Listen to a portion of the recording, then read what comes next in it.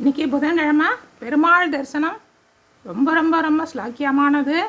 அதுவும் வடுவூரில் அகோபில மடம் லக்ஷ்மி நரசிம்மரை சேவிச்சுருக்கள். என்ன ஒரு அழகு பாருங்கோ.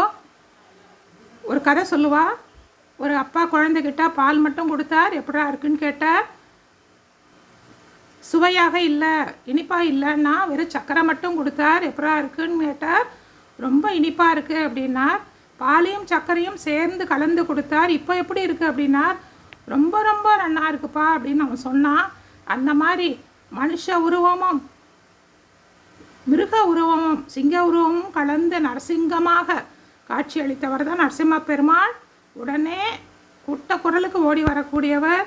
லக்ஷ்மி தாயாரோடு இருக்கார். மகாலட்சுமி தாயாரை மடியில் வச்சுன்னு இருக்கார். அப்படிப்பட்ட லக்ஷ்மி நரசிம்மரை சேவிச்சுக்கோங்கோ.